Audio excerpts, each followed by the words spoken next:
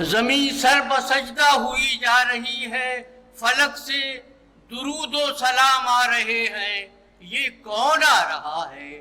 صدا آ رہی ہے، جہاں میں رسول انعام آ رہے ہیں، اور شعور مقدم، خلوص مجسم، شفیع مکرم، مسیحائے اعظم، حبیب دو عالم، رسول معظم محمد علیہ السلام آ رہے ہیں۔ جدھر دیکھیے حسن کی تابشیں ہیں، جدھر دیکھیے حسن کی تابشیں ہیں، جدھر جائیے نور کی بارشیں ہیں، خدا جانے تابش کہاں آ گئے ہم کہ جلوے بسط اہتمام آ رہے ہیں۔ صدر گرامی قدر، مہمانان اعزاز اور محترم خواتین و حضرات،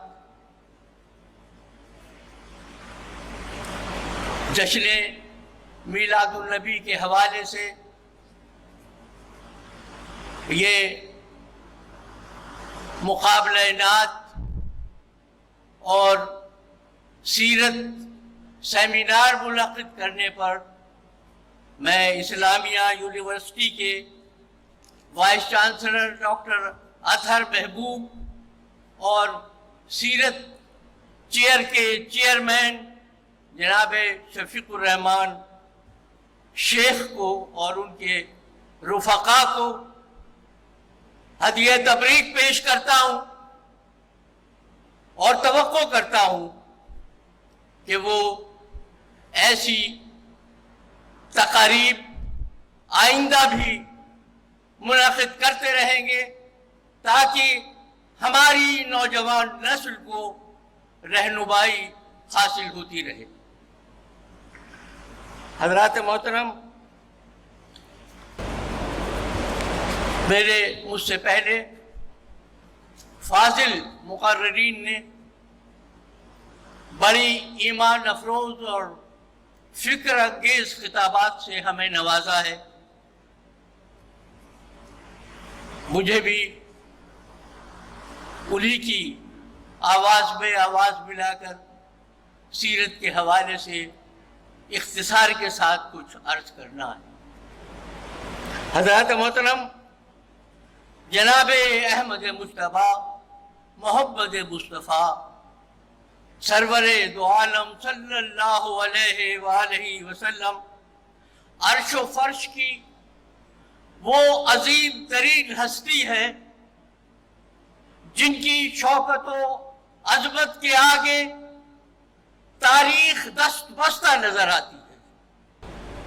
شش جہات ششدر دکھائی دیتے ہیں اور کائنات سر بسجود محسوس ہوتی ہے۔ رخ مصطفیٰ ہے وہ آئینہ کہ اب ایسا دوسرا آئینہ نہ کسی کی چشم خیال میں، نہ دکانے آئینہ ساز میں۔ حضرات محترم، جادو وہ جو سر چڑھ کر بولے۔ یورپ میں دنیا کے 100 عظیم ترین انسانوں اور شخصیتوں پر ایک کتاب مرتب کی گئی، لیکن سوال یہ پیدا ہوا کہ ان 100 ہستیوں میں سب سے بڑی ہستی کون ہے؟ اور بڑے بحث و استدلال کے بعد حضور سرور کائنات صلی اللہ علیہ وسلم ان 100 ہستیوں میں سب سے افضل اور سب سے اکمل اور سب سے اول ٹھہرے۔ حضرات محترم، ہمیں آج یہ دیکھنا ہے کہ دنیا تو مانتی ہی ہے، ہم حضور کو کس محبت اور عقیدت سے دیکھتے ہیں۔ ہمارے حضور بیک وقت مصلح بھی ہیں اور مبلغ بھی، صادق بھی ہیں اور امین بھی، صاحب کردار بھی ہیں اور صاحب معیار بھی، صاحب ایمان بھی ہیں اور صاحب قرآن بھی۔ وہی وجہ تخلیق کائنات ہے، وہی فخر موجودات ہیں، وہی سردار انبیاء ہیں، وہی محبوب کبریا ہے، وہی، ہاں صرف وہی خاتم النبیین ہے، ہاں وہی رحمت للعالمین ہے۔ حضرات محترم، آج کی تقریب کے حوالے سے ہمیں اور بالخصوص نوجوانوں کو عہد کرنا ہے کہ ہم رسول کریم صلی اللہ علیہ وآلہ وسلم کی شریعت و سیرت اور اخلاقیات و تعلیمات پر عمل پیرا رہیں گے، تاکہ اقوام عالم میں ہم ایک ممتاز قوم کی حیثیت سے نظر آ سکیں اور ہمارا ملک دنیا میں اور عالم اسلام میں ایک عظیم مملکت بن سکے۔ مجھے شعبہ اسلامیات سے بھی یہ توقع ہے کہ وہ ایسا تربیتی اور تعلیمی نظام ترتیب دیں گے جن سے ہماری نوجوان نسل مسلسل رہنمائی حاصل کرتی رہے اور اپنی زندگی کو حضور کے اسوہ حسنہ میں ڈھال کر ترقی پا سکے۔ حضرات محترم، اس کی خالق کائنات نے دنیا میں 1,70,000 نبی اور رسول مبعوث فرمائے، جنہوں نے اپنے اپنے عہد اور اپنی اپنی امت کی رہنمائی فرمائی۔ لیکن چونکہ ہمارے رسول مقبول نبی آخر الزمان ہیں، اس لیے انہوں نے ایسا ضابطۂ حیات اور مملکتی میثاق عطا فرمایا جو رہتی دنیا تک عمل پذیر رہے گا۔ آج کی تمام انسانی تنظیمیں اقوام متحدہ کا چارٹر حضور ہی کے میثاق سے ہی اخذ کیا گیا۔ حضرات محترم، ہمارے سرکار دو عالم کائنات کی سب سے عظیم المرتبت انقلابی شخصیت ہے۔ تاریخ اب تک انگشت بدندہ ہے کہ حضور سرور کائنات نے کس طرح سے صحرائے عرب میں انقلاب برپا کیا، اور دنیا نے دیکھا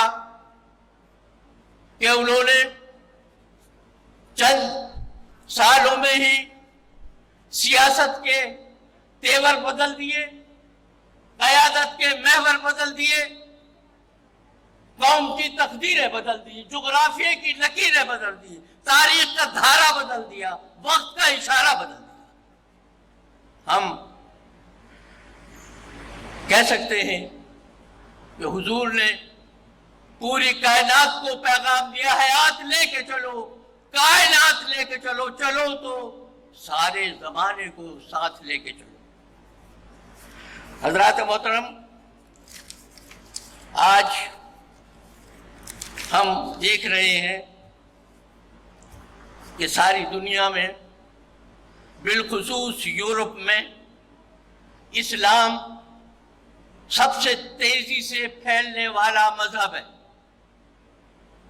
اس کی حقانیت کو پورا یورپ سمجھنا چاہتا ہے،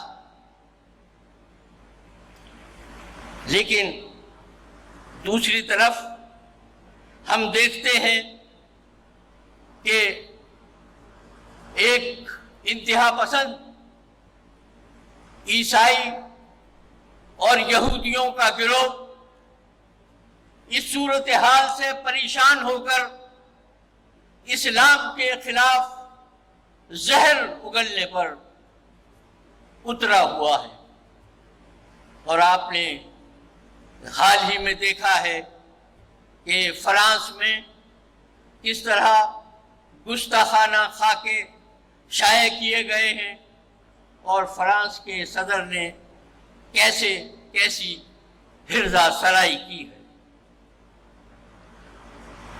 ہم دنیا کو واشگاف انداز میں بتا دینا چاہتے ہیں کہ مسلمان کچھ بھی برداشت کر سکتا ہے، لیکن رسول مقبول صلی اللہ علیہ وسلم کی شان میں کوئی گستاخی برداشت نہیں کر سکتا۔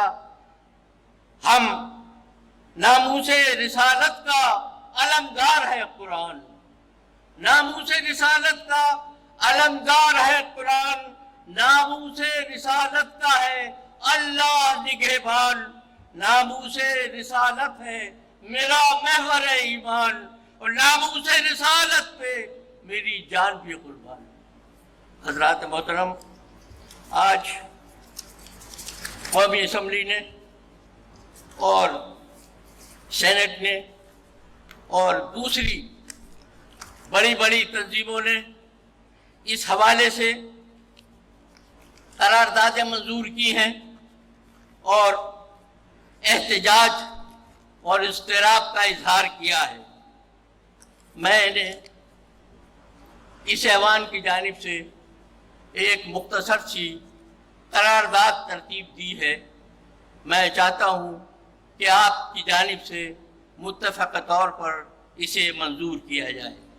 یہ سیمینار فرانس میں رسول کریم کے خلاف گستاخانہ خاکوں اور صدر فرانس کی ہرزہ سرائی کی شدید ترین مذمت کرتا ہے۔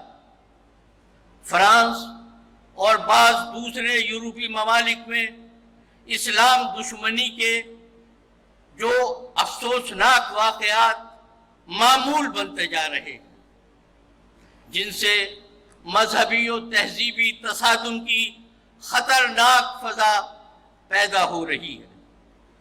فرانس کے تازہ گستاخانہ خاکوں سے پاکستان ہی نہیں، دنیا کے 1.5 ارب مسلمانوں کے جذبات بری طرح مجروح ہوئے ہیں۔ یہ سیمینار متفقہ طور پر مطالبہ کرتا ہے کہ اسلام کے خلاف یہ متعصبانہ اور معاندانہ سلسلہ فوراً بند کیا جائے اور فرانس اپنے مذموم رویے پر معافی مانگے۔ جب تک یہ نہیں ہوتا، حکومت پاکستان فرانس سے احتجاجاً اپنا سفیر واپس بلا لے اور سارا عالم اسلام پاکستان سمیت فرانس کی مصنوعات کا بائیکاٹ کر دے۔ حضرات، آپ کو یہ قرارداد منظور ہے تو ہاتھ اٹھا کر اس کی تائید کریں۔ میں بہت شکر گزار ہوں کہ آپ نے اس قومی مسئلے پر یکجہتی کا اظہار کیا۔